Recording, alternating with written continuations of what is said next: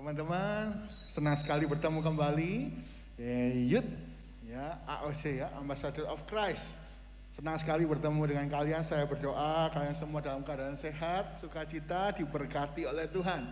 Dan semakin bertumbuh-tumbuh di dalam Tuhan, sehingga kita serupa dengan Tuhan. Puji Tuhan, tema hari ini adalah overcoming the identity crisis. Ya, banyak orang alami krisis identitas, gitu ya.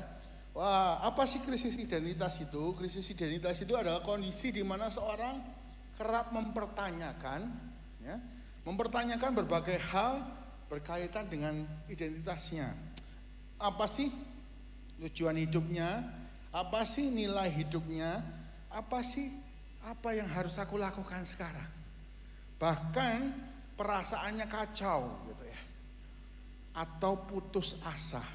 Banyak anak muda sedang putus asa, ya.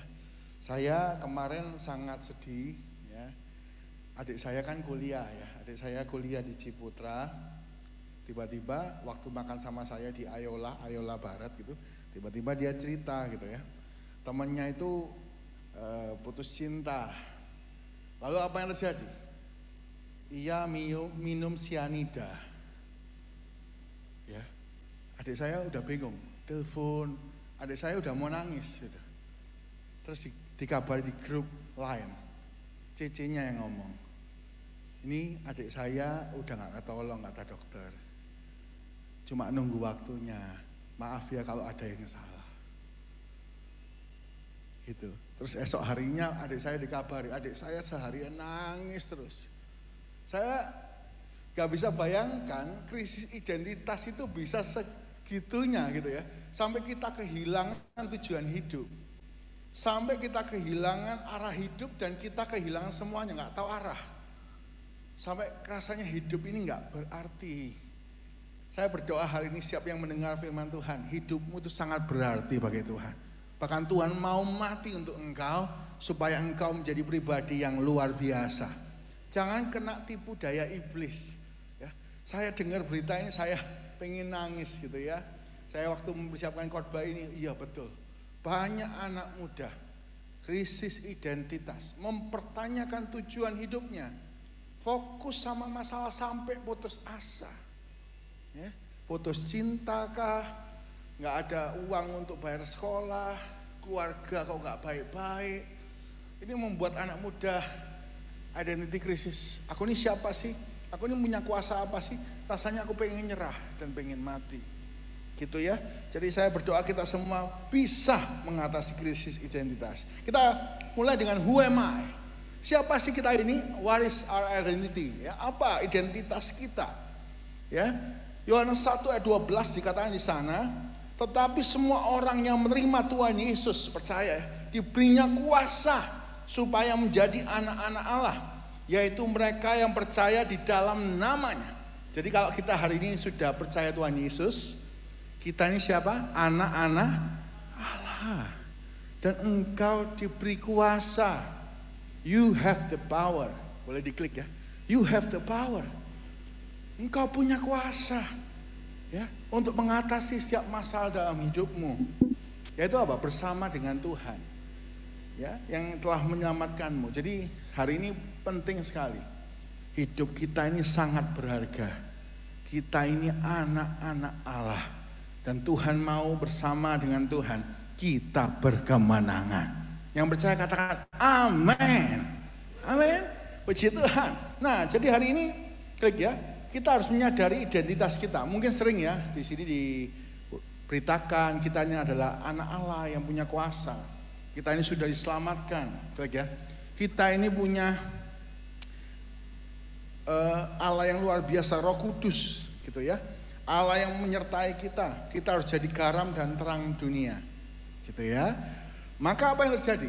Nah, kalau kita sudah menyadari, sekarang waktunya mempertahankan. Ya, saya mulai dengan menyadari. Klik ya. Kedua, mempertahankan.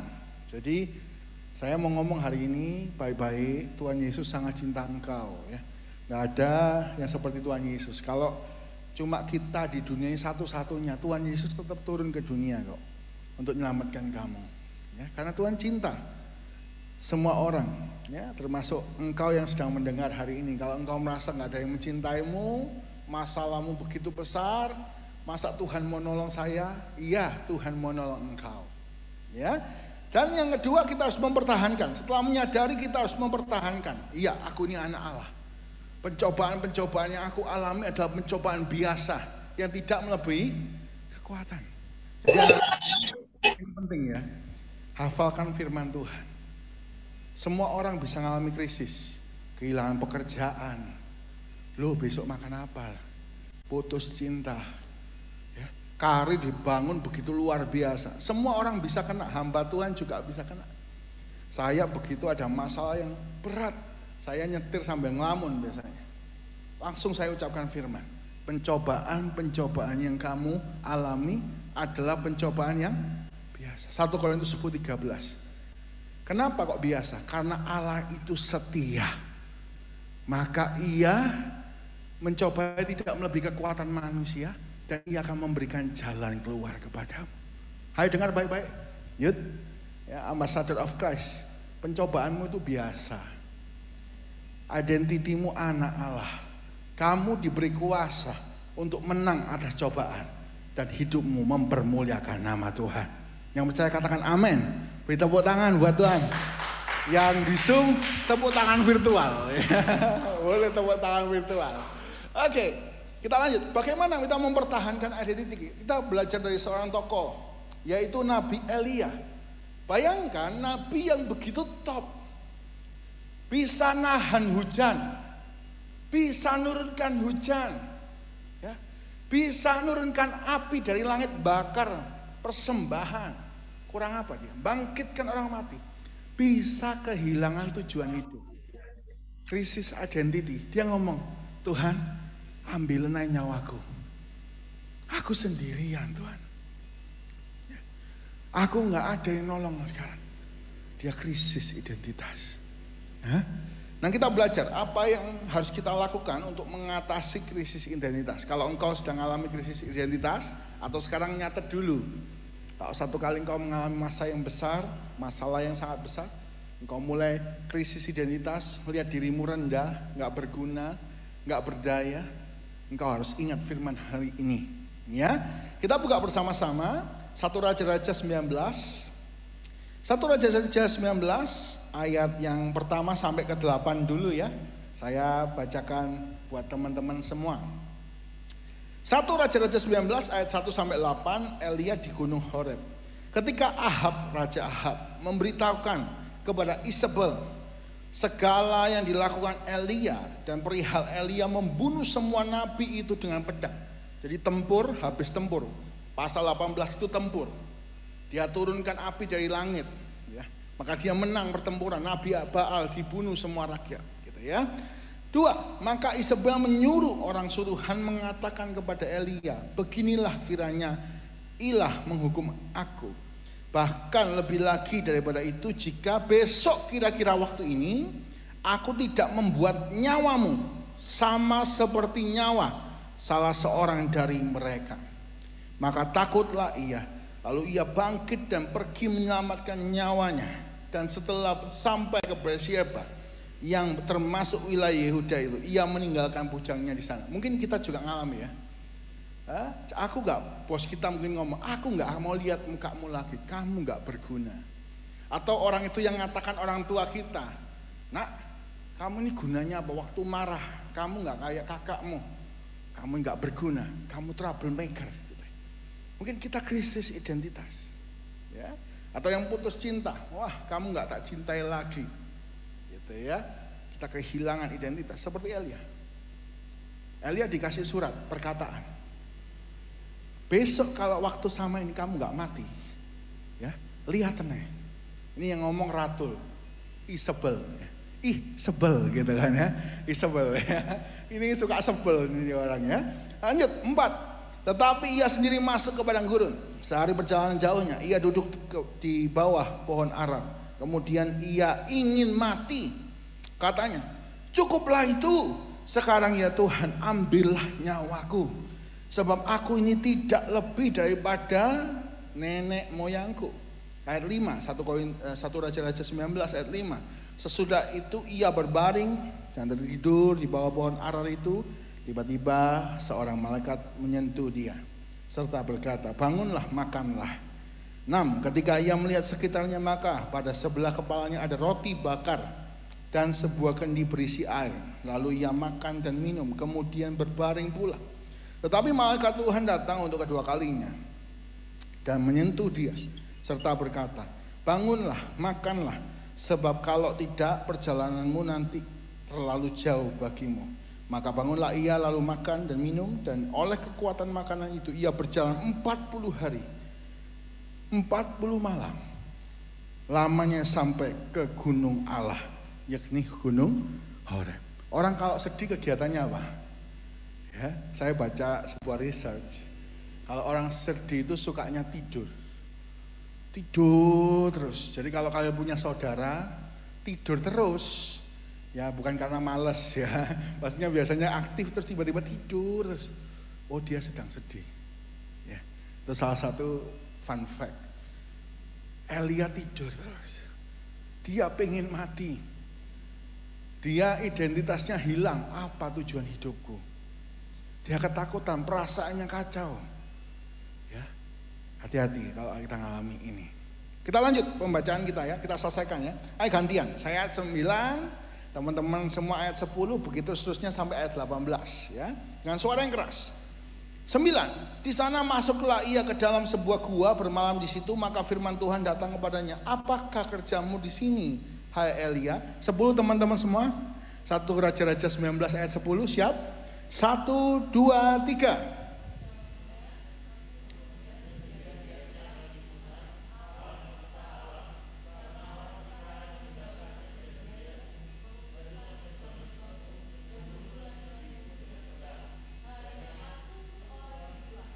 Masih hidup dan mereka ingin mencabut nyawaku. 11. Lalu firman Tuhan, keluarlah, dan ia berdiri di atas gunung itu di hadapan Tuhan. Maka Tuhan lalu angin besar dan kuat yang membelah gunung-gunung dan memecahkan bukit-bukit itu mendahului Tuhan, tetapi tidak ada Tuhan dalam angin itu. Dan sesudah itu datanglah gempa, tetapi tidak ada Tuhan dalam gempa itu. 12 teman-teman semua. 1, 2, 3.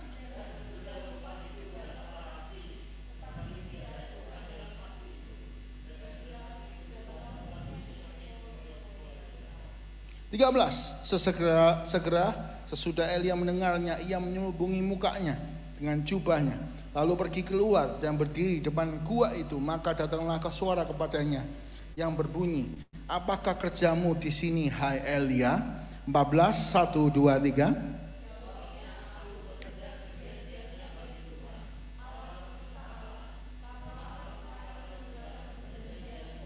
Meruntuhkan mesbah-mesbah dan membunuh nabi-nabi pedang. Hanya aku seorang dirilah yang masih hidup, dan mereka ingin mencabutnya. Firman Tuhan kepadanya, pergilah, kembalilah ke jalanmu melalui padang gurun ke Damsyik, dan setelah engkau sampai, engkau harus mengurapi Hazael menjadi raja atas Aram. 16. 1, 2, 3.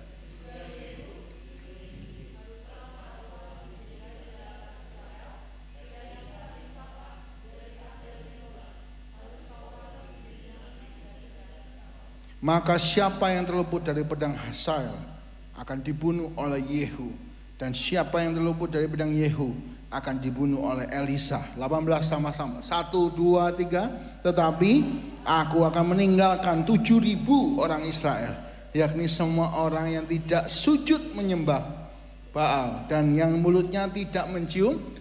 Amin. Terima kasih untuk pembacaan yang luar biasa. Kita baca tentang Elia. Elia ingin mati. Bagaimana menang atas krisis identitas? Yang pertama, ayo kita semua datang kepada Tuhan dan melihat kebesaran Tuhan. Klik ya, datang kepada Tuhan dan melihat kebesaran Tuhan. Hai anak-anak muda, kalau engkau mengalami sesuatu yang berat, datanglah kepada Tuhan, lihatlah kebesarannya. Elia diberi kekuatan lewat makanan, dia datang ke gunung Tuhan. Di situ ia lihat kebesaran Tuhan. Klik ya. Melihat kebesaran Tuhan. Hari ini apa yang kita lihat? Apakah kebesaran masalah kita? Kadang orang itu suka membesar-besarkan masalah, gitu ya. Putus cinta, ini aku cinta banget, wah duniaku runtuh, wah ya. Main Mobile Legend, main game, ternyata akunya terhapus. Waduh udah mitik ya. Rasanya dunia runtuh, malu ketemu teman, malu keluar. Wah, apa yang jadi dunia kita? Apa yang menjadi sesuatu yang paling berharga bagi kita? Sometimes kalau itu hilang kita krisis. Pekerjaan kita, jabatan kita yang sudah tinggi, gaji kita yang 2 digit itu hilang. Waduh krisis ya. Selain ekonomi harga diri kan. Aduh gimana? Hari ini siap menghadapi masalah. Lihatlah kebesaran Tuhan. Datang ibadah, lihatlah kebesaran Tuhan. Lihat firman-Nya. Apa yang dilihat Elia? Elia pertama lihat angin menghantam semua gunung. 2 dia lihat api membakar semua. Di angin sepoi-sepoi dia tahu Tuhan ada di situ. Hari ini ketika kita mengalami krisis, ayo cari Tuhan.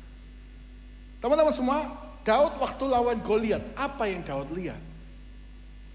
Dia nggak lihat, klik ya, seberapa besarnya Goliat. Ya, saya kalau ke Alfamart, satu kali saya ke Alfamart, datang masuk kan, ada anak kecil umur 3, lihat saya gini, waduh, dikira Goliat mungkin ya, tinggi besar. Dia lihat gini lama lalu dia lari ke mamanya nangis, gitu ya. Wah, ada Goliat gitu ya. Nah, Goliat, Daud nggak lihat besarnya Goliat. Daud melihat besarnya Tuhan yang bekerja dalam dirinya. Makanya dia berani. Hari ini kalau kita punya masalah yang besar, katakan sama masalah kita, aku punya Tuhan yang besar. Katakan sama-sama, aku punya Tuhan yang besar. 1, 2, 3, aku punya Tuhan yang besar. Lebih besar dari masalahku. Engkau anak muda yang putus cinta, Tuhan lebih besar dari putus cintamu. Tuhan bisa kirim orang yang lebih baik, lebih ganteng ya, lebih cinta kamu gitu kan. Sungguh ini. Jadi saya kemarin tuh benar-benar sedih kena teman adik saya itu. Jangan sampai ada anak muda ambassador of Christ karena krisis identitas mengakhiri nyawanya. Seperti Elia pengen mati. Come on. Kita punya Tuhan yang besar. Aku punya Tuhan yang besar, yang telah berjanji dan sanggup menggenap. Hari ini Tuhan sudah janji, kita lebih dari pemenang. Tuhan sudah janji, kita punya kuasa. Karena itu fokuslah datang kepada Tuhan yang besar. Teman-teman, kalau kita lihat masalah itu semakin membuat kita nggak bisa lihat apa-apa. Contoh ya, ini handphone ya. Lalu ini anggap aja masalah. Banyak orang itu merenungi masalahnya terlalu luar biasa. Dia renungi, dia pikirkan, dia fokus sama masalahnya. Terus dia pikirkan, aduh aku pacaran sama siapa lagi ya. Susah cari pacar gitu kan. Waduh susah ya cari kerjaan lagi. Pandemi gimana, banyak PHK. Wah terus dia pikir sampai dia menutup semuanya gini. Dia gak bisa lihat Tuhan. Dia gak bisa baca firman. Dan dia melihat dirinya gak berdaya. Dia lihat dirinya kecil, gak kelihatan. Maka apa yang terjadi? Mata gelap. Mata gelap. Gelap mata. Akhirnya mengakhiri hidup. Orang kalau krisis identitas gak tahu tujuan hidup, gak pengen ngapa-ngapain, gelap dia. Aduh gak tahu, aku gak tahu harus kemana. Itu bahaya. Hari ini ingatkan sekali lagi, kita punya Tuhan yang besar. Lebih besar dari masalah kita. Lebih besar dari apa yang kita rasakan. Klik ya. Bagaimana hari ini kita menghadapi masalah kita? Ya, apa masalahmu? Saya mungkin nggak tahu. Semua orang punya masalah masing-masing. Ada yang punya masalah dengan keluarganya, ada yang punya masalah dengan kerjaannya, ada yang punya masalah dengan pasangannya mungkin, atau sekolahnya, atau masa depan yang mengkhawatirkan. Hari ini fokus sama Tuhan. Tuhan bisa mengubah bulu yang terkulai diubah jadi indah. Nggak ada hidup kita yang terlalu rusak untuk Tuhan mengubah menjadi bagus. Semua kita berharga bagi Tuhan. Yang percaya katakan amin. Katakan, aku berharga. 1, 2, 3, aku. Kamu itu berharga. Kamu itu berharga. Dimanapun engkau berada di Zoom ini, mungkin ada pikiranmu ini ibadah yang terakhir. Aku habis Zoom, aku mengakhiri hidupku. Ya. Sungguh, tapi ini benar-benar terjadi ya. Satu kali sepupu saya pelayanan di desa. Ketika pelayanan di desa, dia nyanyi satu lagu. Nyanyi satu lagu di pujian, ada seorang bapak itu nangis. Wah, dia nyanyi semangat, udah firman, dia udah senang, dia mau pulang. Bapak itu tiba-tiba datang ke dia. Dia ngomong, lagu yang kamu nyanyikan itu nyentuh aku. Tadi ini ibadah terakhirku. Aku pulang dari sini, aku mau nabrakkan diri ke kereta, di situ loh, sebelah gereja. Tapi aku dengar lagu itu. Aku tahu Tuhan sangat mencintai aku. So hari ini apa yang harus kita lakukan untuk mempertahankan identitas? Yang pertama, cari Tuhan. Datang sama Tuhan. Lihat kebesaran Tuhan. Elia lihat kebesaran Tuhan. Yang kedua, apa yang harus dilakukan oleh kita untuk kita bisa bertahan, ya, mempertahankan identitas kita, tidak krisis. Yang kedua, memiliki komunitas yang benar. Ya, klik ya. Memiliki komunitas yang benar. 1 Raja-Raja 19 ayat 10 dan 14. Elia merasa sendirian. Ya, dibaca ya. Saya bacakan buat teman-teman ya. Ayat 10 dan 14 isinya sama. Jawab Elia, aku bekerja segiat-giatnya bagi Tuhan, Allah semesta alam, karena orang Israel meninggalkan perjanjianmu, meruntuhkan mesbah-mesbahmu dan membunuh nabi-nabimu dengan pedang. Hanya aku seorang dirilah yang masih loneliness. Mungkin kita hari ini merasa lonely. Cuma ada aku. Aku gak punya siapa-siapa.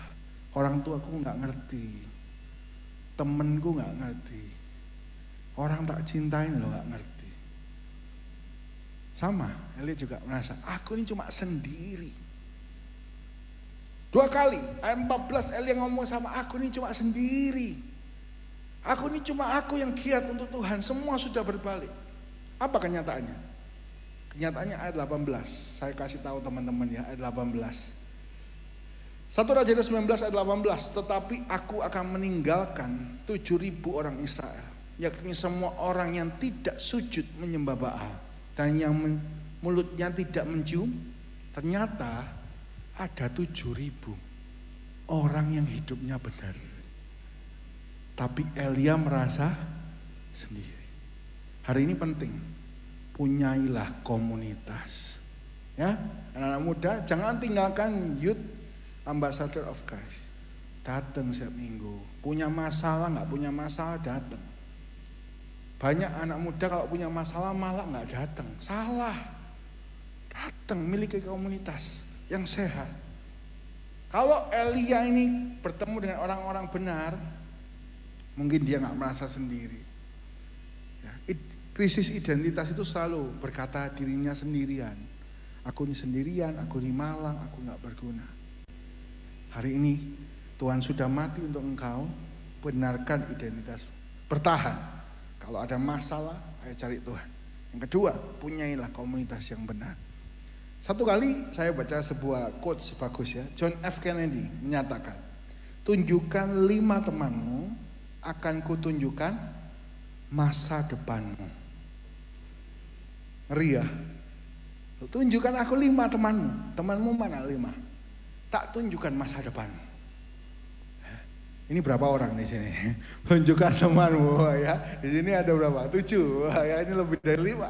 Tunjukkan masa depan. Kalau teman-temannya pemabuk, pencuri, ya wah semua, wah masa depan kita akan seperti itu. Ya. Kalau teman kita hamba Tuhan, hamba Tuhan, hamba Tuhan, masa depan kita hamba Tuhan yang luar biasa. Gitu. Ya. Nah, tergantung teman kita. Oh campuran nih, campuran. Separuh maling, separuh hamba Tuhan. Ya. Waduh repot ya. Separuh maling, separuh hamba Tuhan. Coba tunjukkan 5 teman, tunjukkan masa depan. 1 Korintus 15 ayat 33 ayat terkenal. Janganlah kamu, kenapa Paulus sampai nulis? Jangan sesat. Berarti ada orang yang sesat. Pergaulan yang buruk merusakkan kebiasaan yang baik. Kalau ada temanmu yang ngomong, nggak apa-apa lah, aku ini bergaul sama siapapun, aku tetap baik, aku tetap bisa bertahan. Langsung katakan, kamu sesat kamu ini ya. Jangan sesat. Pergaulan yang buruk merusak kebiasaan yang baik. Hari ini dengar baik-baik ya, semua anak muda. Pergaulanmu menentukan hidupmu.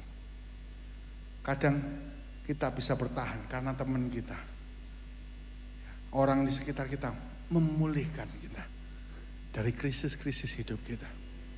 Ya, mungkin ada yang bertanya, loh terus gimana kalau mau jadi terang? Gimana kalau jadi berkat? Saya ditanya anak muda ya, aku ini pengen jadi terang untuk temanku. Jadi aku masuk kumpulan mereka yang suka balapan liar, suka judi, suka minum. Aku masuk untuk mempengaruhi mereka yang baik. Bagaimana mereka bisa dengar Injil kalau kita tidak memberitakannya? Pakai ayat ya. Lalu saya ngomong, oke, kita memang garam dan terang dunia. Jaga identitasmu baik-baik. Jadilah berkat. Tapi kamu harus tahu kapan kamu harus pergi. Saya kasih ibarat ya. Ini gunung es, saya kasih gambar gunung es. Mungkin kita pengen kapal itu gak nabrak gunung es. Maka kita berdiri di atas kapal, kita pakai senter yang besar. Kita terus gerakkan senter ini supaya kapal-kapal yang besar itu tahu. Ya, kapal-kapal besar itu bisa lewat, selamat gitu ya. Teman-teman kita bisa selamat gitu ya. Kapan kita harus meninggalkan tempat itu? Kalau kaki kita mulai beku dan hidup kita mulai hancur. Kalau kita udah pikirannya macam-macam, mulai ikut, ya nggak apa-apa lah sebatang rokok nggak apa-apa lah ya. Atau kalau nge-vape, satu cairan aja lah ya. Ini enak loh, ini rasa jeruk gitu ya. Ternyata baygon rasa jeruk kan gitu ya Isa ya. Kapan kita harus pergi? Kalau kita nggak mempertahankan identitas kita. Boleh jadi berkat, bertahan. Tapi kalau kita sudah mulai ikut meso, minum, nyoba-nyoba sedikit, sudah mulai, harus sadar. Waktunya engkau pergi. Ya, ingat, dulu ada hamba Tuhan, penyanyi rohani yang hebat, saya ngefans. Saya dengerin lagunya, saya nangis. Ya, dia pengen jangkau orang-orang di clubbing. Apa yang terjadi? Dia lose. Dia gak jadi hamba Tuhan lagi. Ingat, gunung es. Waktu kita sudah mulai sadar, balik. Kita gak sekuat itu. Jangan mencobai diri kita. Ya, boleh jadi berkat, boleh jadi terang, tapi harus tetap hidup benar. Itu identitas kita. Kalau pergaulan kita sudah nyeret kita, ayo kembali ke pergaulan yang baik. Di youth ini, youth ambassador of Christ, ayo punya pergaulan yang baik. Nah, harus bersatu. Satu kali ada 4 kerbau. Ya, 4 kerbau ini mau dimakan oleh 2 singa. Apa yang mereka lakukan? Mereka lakukan formasi. Kepalanya semua di luar. Jadi kepalanya kerbau satu ngadep sana, satu ngadep sana, satu ngadep sana, satu ngadep sana. Lalu mereka melingkar. Jadi setiap kali singa itu mau makan mereka, dapatnya tanduk. 2 singa ini berusaha nggak bisa. Ya, apa yang terjadi? Ketika mereka sudah lelah, mereka berantem. 2 pisah sana, 2 pisah sini. Maka satu persatu kerbau itu habis dan mati. Mungkin hari ini kita kumpul gini, ada yang pinter teologi. Mungkin ada yang disesatkan dengan ajaran sesat. Ada yang pinter menghibur. Ingat tubuh Kristus ya. Ada yang pinter menghibur, ada perkataan iman. Ada yang jago ngajar, bawa firman Tuhan. Ada yang bisa nyanyi nyembah Tuhan. Perkumpulan ini membuat kita kuat. Ayo tetap bersatu. Ya, teman-teman semua yang udah mulai malas, ayo balik. Bersatu. Yang terakhir, poin terakhir. Poin apa yang paling disukai jemaat, teman-teman? Poin terakhir ya. Wah, semua pemain musik yang dulunya tegak. Wah, terakhir ini ya. Terakhir. Poin terakhir, apa yang bisa membuat kita mempertahankan identitas? Yang pertama, pergi cari dan melihat kebesaran Tuhan. 2, punya komunitas yang baik. Yang ketiga, memiliki hidup yang seimbang. Milikilah hidup yang seimbang. 1 Raja 19 ayat 5-8. Salah satu hal yang membuat kita itu krisis identitas adalah burnout atau capek. Ya. Elia ini capek. Kenapa? Di pasal sebelumnya, klik ya. Apa yang dilakukan Elia? Dia turunkan api dari langit. Dia bunuh nabi-nabi 400. Lalu dia apa? Dia turunkan hujan. Bayangkan ini, satu pasal dia buat 3 mujizat. Yang ketiga, dia ikat pinggangnya. Dia lari lebih kencang dari kereta berkuda Ahab. Bayangkan ya, Bolt aja ya, pelari masa bisa lebih kencang daripada kuda. Alkitab mencatat roh Allah hinggap kepada dia. Lari. Tapi yang terjadi? Gak ada istirahatnya. Kena ancaman burnout. Hari ini hiduplah yang seimbang. Ya, ini penting.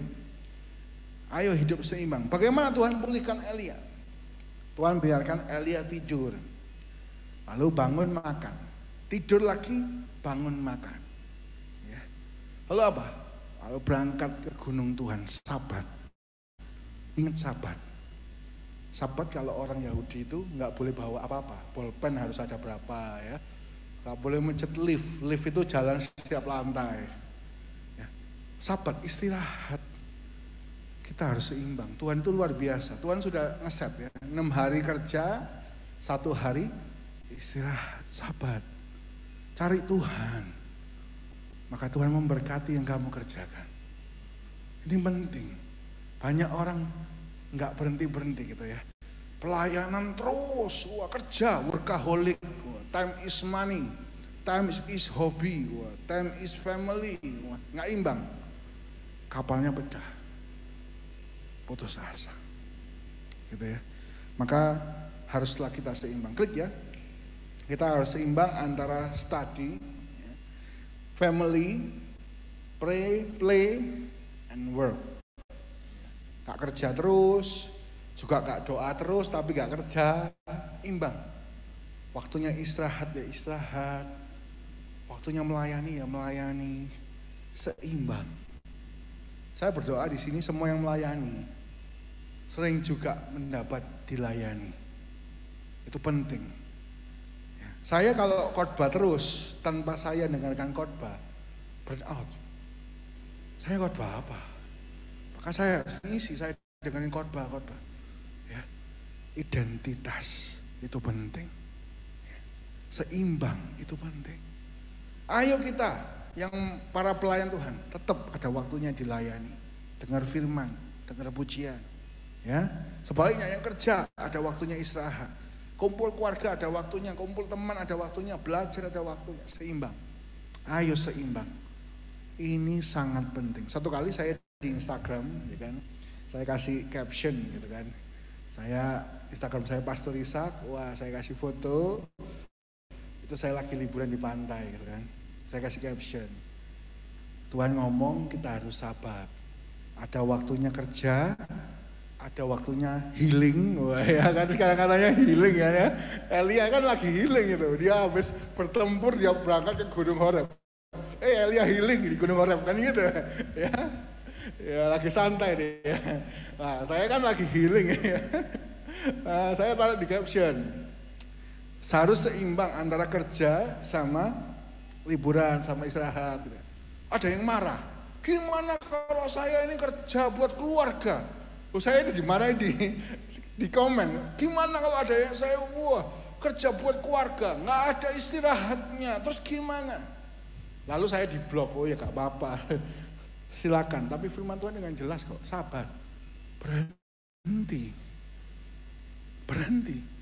Ada waktunya kerja, ada waktunya berhenti. Cari Tuhan, istirahat.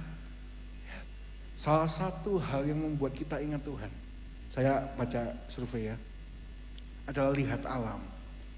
Begitu lihat alam, ingat Tuhan. Masa ada orang yang bisa buat pantai, gunung, apa? Tuhan. Kalau hari ini kita masih hidup, Itu karena kemurahan Tuhan. Elia, Tuhan sayang sama Elia. Dia pelihara. Elia boleh tidur, dikasih makan. Oke, penutup. Ya. Klik. Anak terhilang. Saya mau tutup dengan anak terhilang. Anak terhilang tidak kehilangan identitasnya sebagai anak waktu dia pergi jauh. So hari ini kalau kalian yang merasa jauh dari Tuhan, identitasmu gak hilang. Ayo pulang. Anak terhilang tidak kehilangan identitasnya waktu hartanya habis. Hari ini mungkin engkau hartamu habis, kamu gak punya apa-apa. Kamu tetap anak Allah. Anak terhilang tidak kehilangan identitasnya waktu dia pengen makan babi. Dia gak kehilangan identitasnya. Apa yang dia lakukan? Dia pulang kepada bapaknya. Dengar baik-baik. Bapaknya sedang menunggu dia. Mungkin hari ini kita adalah anak Allah, tapi kita lupa kita anak Allah. Jarang berdoa, komunitas malas. Ya. Begitu kena masalah rasanya krisis dan kehilangan harapan. Dengar baik-baik, engkau anak Allah. Waktunya pulang, nak. Tuhan selalu menjagamu. Tuhan selalu setia kepadamu. Marilah kepadaku semua yang letih lesu dan beban berat. Aku akan memberi kelegaan kepadamu. 3 hal supaya identitas kita gak krisis. 1, ayo kita cari dan pandang kebesaran Tuhan. 2, punya komunitas yang benar. 3, ayo kita hidup seimbang. Dan jangan lupakan Tuhan. Ayo pulang kepada Bapak kita yang penuh kasih. Saya undang pemain musik. Mari kita masuk hadirat Allah.